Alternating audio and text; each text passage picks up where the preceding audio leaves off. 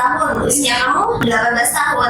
Tapi jangan lupa kita as karyawan juga harus menunjukkan nih kita layak nggak sih untuk mendapatkan kompensasi tersebut. Bagi University, terima kasih ya atas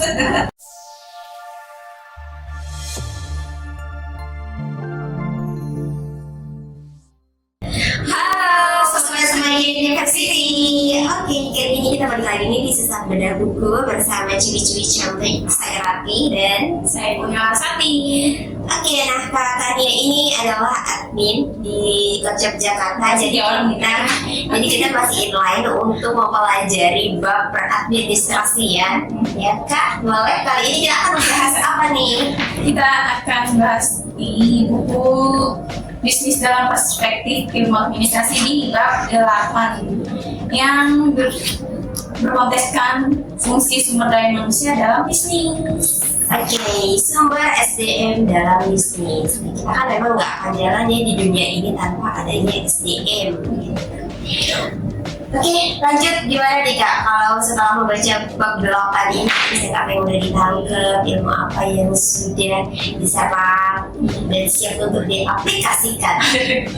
Jadi kayak pas baca bab ini tuh kayak, oh ini ya yang dipelajari namanya, ini loh yang perusahaan gue alami dan ternyata ada di buku ini beneran. Apa itu?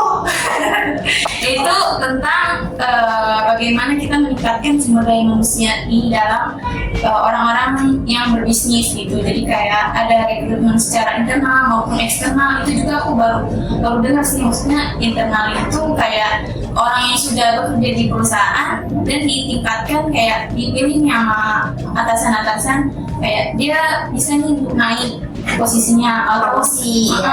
Nah kalau yang eksternal itu ya kita apa sih namanya, lowongan gitu.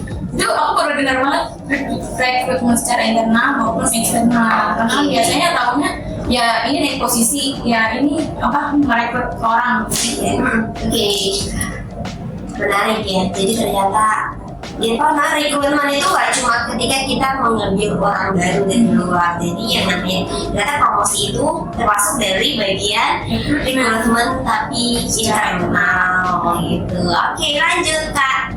Selanjutnya ada di dalam menjalankan fungsi dalam pengelolaan sumber daya manusia. Seorang manajer, ini kita bicara tentang sebagai manajer karena kan kita kayak ngomongin sumber daya manusia yang lekat hubungannya sama manajemen.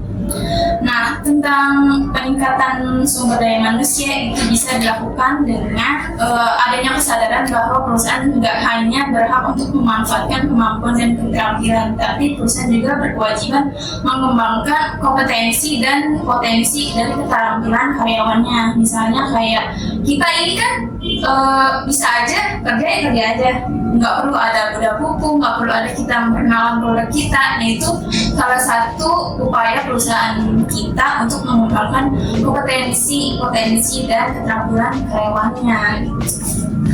Oke, setuju. Jadi ini Semanggi University, terima kasih ya atas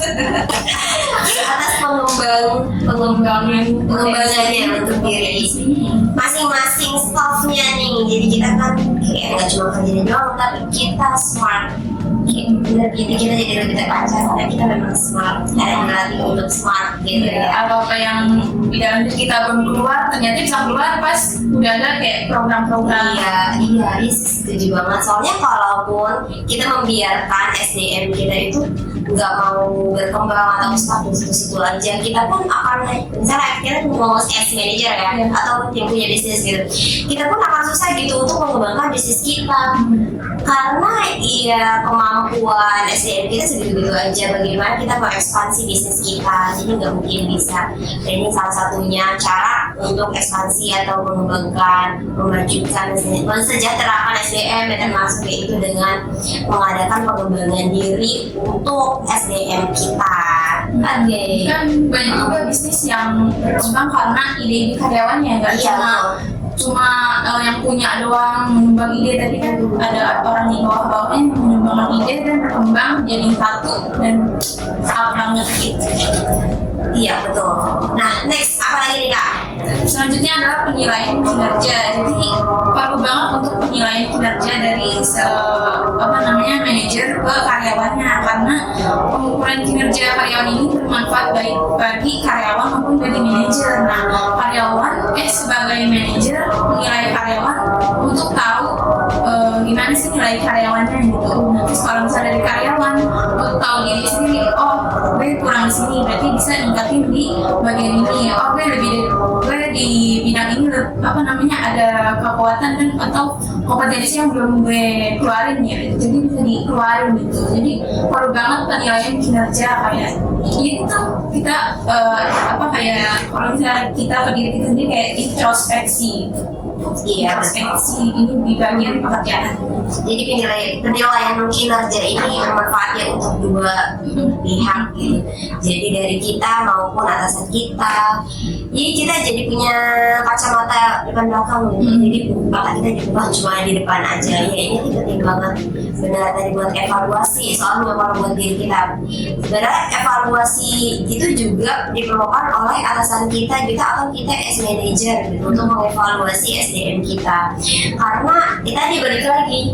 Kan tujuan kita pasti kan semua bisnis tuh punya goals yang besar gitu ya. Bagaimana kita akan menjadi besar kalau ternyata kita aja nggak tahu nilainya, nggak tahu nilai diri kita atau value diri kita nggak pernah mau evaluasi. Jadi itu sangat nggak mungkin sih untuk memperbesar bisnis maupun value diri kita gitu. Oke, next Kak. Selanjutnya berangkat dari penilaian kinerja ada kompensasi. Wow, kompensasi. Wow. Jadi kayak kompensasi bisa berupa pay, kompensasi keuangan berupa gaji, bonus maupun gaji yang terkait dengan pekerjaan maupun benefit, asuransi kesehatan, asuransi jiwa, biaya rekreasi atau pensiunan. Jadi kayak berangkat banget dari penilaian kinerja. Kalau misalnya penilaian kinerja atas misalnya omset kita udah tercapai, nah jadi apa yang bisa perusahaan kasih untuk meningkatkan lagi yang udah karyawan kasih ke perusahaannya, misalnya kayak rekreasi atau berupa gaji maupun asuransi kayak asuransi BPJS gitu kan. Kita setelah beberapa tahun kita dapat BPJS karena emang kita udah cukup untuk diberikan asuransi oleh perusahaan itu. Jadi perlu banget untuk manajer melihat bahwa karyawan ini sudah cukup dikasih komisi, karyawan ini sudah cukup waktunya untuk dikasih asuransi yang dia berhak dapatkan. Nah, iya, kita kan makhluk sosial itu berarti adalah makhluk transaksional juga ya. Jadi kedua belah pihak pasti mengharapkan sesuatu dari satu dengan yang lainnya. Jadi kita as karyawan harus tahu diri, memenuhi kewajiban kita. Nah, nanti dari perusahaan pun seharusnya akan memberikan hak kita gitu. Karena tadi timbal balik tadi loh. Jadi pokoknya sebenarnya kalau ada kompensasi pun pasti karyawan kita akan lebih semangat ya sih, karena itu yang biasa dengan kebanyakan orang punya cita-cita pasti akan membutuhkan kompensasi tersebut. Bisa ditawar dari kompensasi ya, benefit-benefit tersebut yang ditawarkan oleh perusahaan. Tapi jangan lupa kita as karyawan juga harus menunjukkan nih kita layak nggak sih untuk mendapatkan kompensasi tersebut, atau kalau kasarnya ya tahu diri gitu ya. Nah, oke, ini yang terakhir ada hubungan industrial, yaitu kayak hubungan kondusif antara perusahaan dan karyawan. Jadi yang paling penting adalah kompensasi emang penting, penilaian emang penting, tapi yang penting adalah hubungan emosional gitu loh antara si manajer dan karyawannya. Jadi kayak ada manajer mau ke karyawan memerlukan kayak mediasi atau face to face, itu sangat perlu karena untuk sama-sama diskusi, mediasi dan juga arbitrasi gitu. Jadi kayak hubungan emosional itu perlu. Yes. Nah iya, jadi kita memang harus bisa ya untuk membangun engagement. Jadi nggak cuma customer, tapi secara internal juga kita harus sehat gitu. Nah oke, tadi kan Mbak sudah menyebutkan ya ruang lingkup sumber daya manusia di dalam bisnis. Nah kalau diurutin dari 1 sampai terakhir, itu mana aja sih? Yang paling penting nomor 1 berapa? Atau nyebutinnya dari yang paling terakhir deh. Tadi kan ada beberapa poin. Nah kalau versi Mbak Nia, yang paling terakhir apa sampai yang nomor 1 gitu? Itu kan ada beberapa tuh 5 ya tadi ya. Nah ada 2 poin dan dari 5 tersebut coba rating dong dari yang terendah itu penting sebenarnya cuma era gitu, maksudnya nggak berharga banget buat gue gitu, sampai yang menurut mbaknya tuh ini tuh gue harus ini sih dapat ini sih, atau gue menerapkan ini sih asli jarang. Menurut aku yang nomor 5 nilai kinerja. Karena kenapa penilaian kinerja itu nomor 5? Karena kadang dari atasan menilai karyawan itu ada yang benar, ada yang salah, dan juga karyawan ke atasan juga ada yang benar, ada yang salah. Jadi nggak selalu benar, nggak selalu salah. Oke. Kalau nomor 4 adalah hubungan industrial, hubungan emosional antara karyawan dan perusahaan. Karena itu tidak bisa terjadi kalau tidak ada 3 di atasnya. Nah, nomor 3 adalah rekrutmen dan seleksi. Enggak.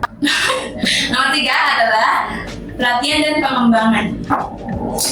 Kenapa pelatihan dan pengembangan ya? Karena ada sesuatu yang dikasih perusahaan untuk kita kerjakan, untuk melatihkan diri kita sendiri, tapi kadang itu nggak selalu karyawan itu butuhkan gitu. Dan karyawan juga suka menilai mungkin aja ini bermanfaat bagi karyawan, tapi karyawan nggak selalu mau mengikuti pelatihan itu. Oke. Nomor 2 ada di kompensasi. Kompensasi ini nomor 2 karena ya siapa tidak mau kompensasi. Siapa yang tidak mau kerjaannya ada asuransi, kerjanya ada BPJS, kerjanya ada komisi, kan kita mau. Itu nomor 2. Nah, nomor 1 yang paling penting adalah rekrutmen dan seleksi.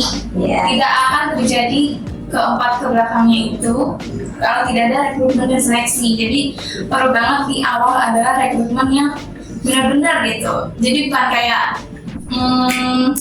berpenampilan menarik. Itu juga begitu, aku pengen cita-cita Berpenampilan menarik wajib gitu, looking gitu. Itu kan pengalaman kerja 20 tahun, usia kamu 18 tahun. Aku kayak punya cita-cita kalau misalnya mau jadi orang yang merekrut orang, cuma ada satu syarat, yaitu bisa kerja kantor, mau bekerja keras. Jadi ya orang orang tua juga mau kerja kalau misalnya orang yang udah tua, aku bapak rekrut kalau misalnya dia mau kerja keras gitu, daripada anak muda yang mas-masan yang kerja gitu. Jadi rekrutmen dan seleksi adalah nomor pertama di ruang lingkup dalam meningkatkan sumber daya manusia. Oke, itu versi mbaknya ya berarti. Nah tapi tadi tuh yang rekrutmen. Tapi kalau misalnya kita kan udah pasang nih hard worker, hard working, misalnya woman atau man gitu. Tapi ternyata dia ini loh cuma janji manis bisa terima bilangnya gitu. Tapi pas udah beberapa bulan kemudian, mungkin sebelum masa probation selesai, bahkan dia udah ugal-ugalan, tidak semanis awalnya gitu. Apa yang diperlukan tadi di belakangnya? Ada penilaian, ada hubungan, ada pelatihan, dan juga kompensasi yang sesuai gitu. Oke, siapa yang mau bekerja dengan perusahaan Kurnia Larasati Corp? Oke. Nah, oke, ini seru banget ya. Ternyata udah selesai pembahasan ruang lingkup SDM di dalam bisnis. Ini memang relate banget sih, dan sebenarnya ini udah diserap ya materi kali ini karena ini yang terjadi di lapangan. Tuh. Nah, oke, teman-teman semanggi, cukup sekian pembahasan untuk bab di ilmu administrasi kali ini, dan kita tentunya masih akan bertemu dengan bab-bab lainnya, dan masih banyak banget materi yang seru bersama saya dan Mbak Kurnia Larasati. Terima kasih, semoga apa yang sudah di-sharing oleh Mbak Nia dari buku ini bisa bermanfaat untuk diri kita dan teman-teman semanggi semuanya. Sampai jumpa di pertemuan selanjutnya. Dadah!